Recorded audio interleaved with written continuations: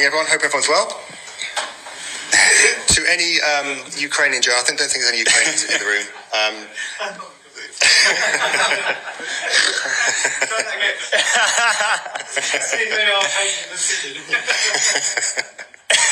Okay. Funny. Okay, let's go. Let's go. I think if the cameras are ready at the back, we'll kick off with Alex from the BBC. Hi, Mikel. Hi. Your unbeaten start to the season was ended at Bournemouth. What did you say to the players after that game, and what's the message ahead of the match against Shakhtar? Well, very clear. Puts a bit of perspective into the situation. Obviously, we want to win in any context. The reality is that we have made that context very difficult to ourselves. It was very difficult already with the amount of players that we had out on the schedule and the games that we had to play. But that's the reality. And for that game, we didn't get away with it. We could have done, and it could have been a very different narrative. The reality is we didn't. And now the context is that we have lost one game in 6 months. And, now we have to win again, win the context that we have lost for the first time in 6 months. So let's show it. That's 3 red cards in Premier League games. There's been lots of talk around your side's disciplinary record. Do you think your team has a problem with discipline? Well, playing with 10 men, obviously there is an issue. The truth is when you analyze the 3 very different actions and the outcome of them, the reasons are very different. Regardless of that, we cannot continue to play with 10 men, especially at this level. And you see how we're struggling. All the teams have to win football matches.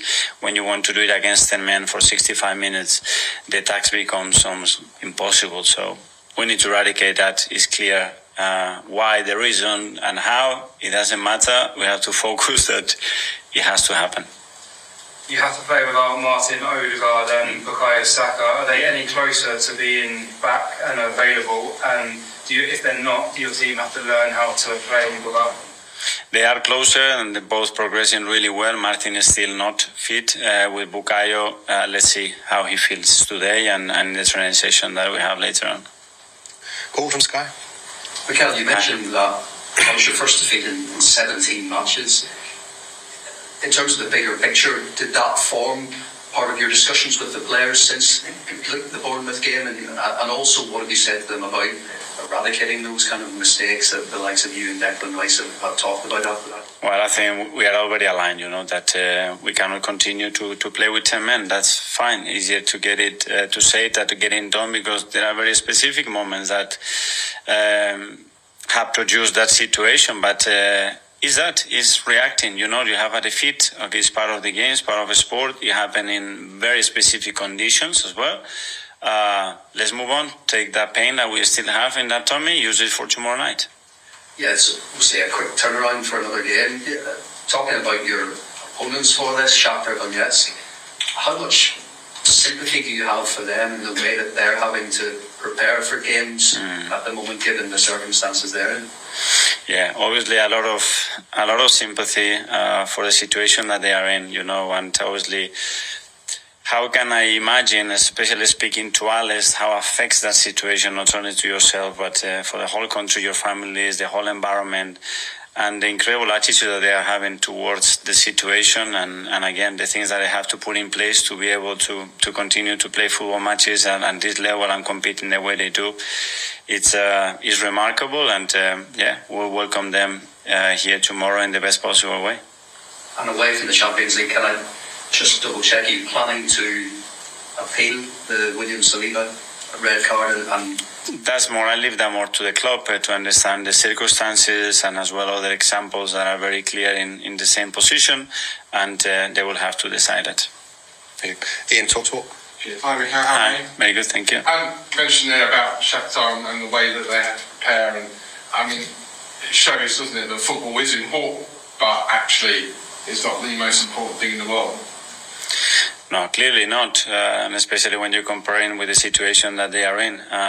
But as well, I think they have decided, to use football with a lot of positive things that brings to life in a really powerful way. And I think it's remarkable the way they have managed and managing the situation and the unity of the country, and the capacity of a sport as well to bring joy to people's life. And that's something that we have to be very conscious of.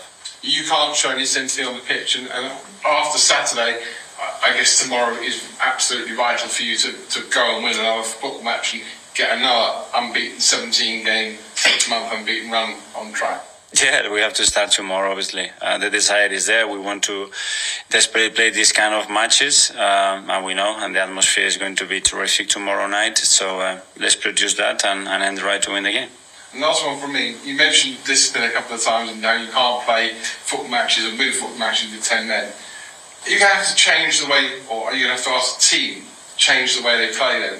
Because you have had a lot of red cards since you come to the club. Maybe that's because you wanted them to be more aggressive and to show a tougher side, but maybe they're going a little bit too far with that.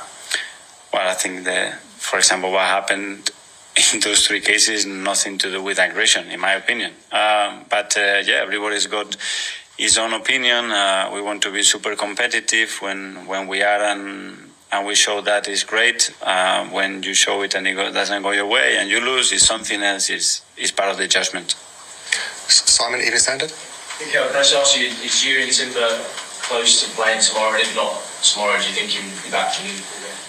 I think it's going to be close. Obviously, we have to see how he deals with training with the whole group, because he hasn't done that yet. But he will be pretty close, hopefully. What's the issue with it? Is it something to do with the knee injury before, or is it something different? No, it was a muscular injury. And can I just ask, well, obviously, with fans at the moment, there's a lot of sort of clamour and hype around Ethan getting more minutes and given what they've seen off the bench and the cameos. How difficult is it for you when you've got a talent like that who's 17 to sort of say, I'll just throw you in from the start, play, to try and hold you back, given he is a teenage boy? I think it's identifying moment, understanding where he is, where the team is, and what is the optimal moment to throw a player in that context. He's already done a lot in a very short period of time, so let's take it step by step and make sure those steps are consistent and can allow him to grow in the manner and form that we want him in the team. Claire? Hi, Mikel. Hi. On Saturday, you changed your midfield setup a bit. You had that thing going with Leo and Kai up top, and you changed it to bring Mikel into midfield. I know it's kind of difficult to analyse because after half an hour, obviously, the game changes. How did you think that was going before the red card? Well, it was different, obviously, because Leo has been playing more centrally, but Gabi, obviously, he had a calf issue with the national team, and he came back and he wasn't fit enough to start the match, and especially what happened last year, when a similar circumstance, we lost him for 5 or 6 weeks, and we didn't want to do that, so we have to adapt that, and meant that we have to adapt as well our midfield, and there are options. Very difficult to have a proper assessment, because I expected the first 15-20 minutes of Bournemouth away to be in a certain way that I planned to, and we have to let the brownies settle a little bit to see a little bit more things. But yeah, there are different and new connections that obviously, with the injuries that we have to try. It's like the first time we played Leo and Kai, I heard a lot of things that while we playing 4-4-2 and this connection, and then it was flowing and it was magnificent. So things need time in terms of unit connections, and probably yesterday or the other day's game is not the best one to analyze and take a lot of things from it. Just one on Alex as well. It's obviously big game for him tomorrow. Yeah. He's played just 10 minutes since the first weekend of the season. I know he's had an injury which just gets up for a long time, but how has his role changed now? Because there's so much competition for places in the full-back position, and he was so important when he first came in. Maybe at least from the outside, it seems like his influence on the team is diminished slightly, but how big a role does he still have to play for you going forward? Yeah, hopefully a big one. Obviously, we need him fit. Availability is a big factor to maintain consistency. And obviously, last year we had quite a lot of issues with that. And the start of the season again, hopefully he's now fit. We can start to use him. He can start to impact the team in the manner that he can, which is really powerful as well. And that's what we're hoping. Awesome. Hi. I know you spoke about Jack a little bit last week, but I was just wondering, I think he was joining your coaching staff in the September international break when there was, less international players around. And I was wondering, in that men's coaching setting, what you might have saw from him. Did you see anything you liked from him? Well, obviously, that's a collaboration that we had, the same with Mehmet, every time that we are dealing with a lot of academy players, and he was involved. He's been great in everything, in terms of supporting the first team, in terms of bringing ideas, in terms of collaborating with anything that we wanted. I know him. We play together. We have a good relationship, and let's see. And in terms of, I guess, coaching first team players and academy players, is the skill set a little bit different? What you might need to give to an 18-year-old compared to a 25, 26, 27? Yeah, but every player is different at the end, and every nationality and the education and culture that each of them have is different. But Jack is very experienced because he's played in the game for such a long time. So you have to have that skill as well to connect with your teammates and with your coaches. And they are all different ages, different backgrounds, different nationalities. And I think that's a big strength of him. Okay, guys, that finishes the live section. We'll now go to 10:30 tonight.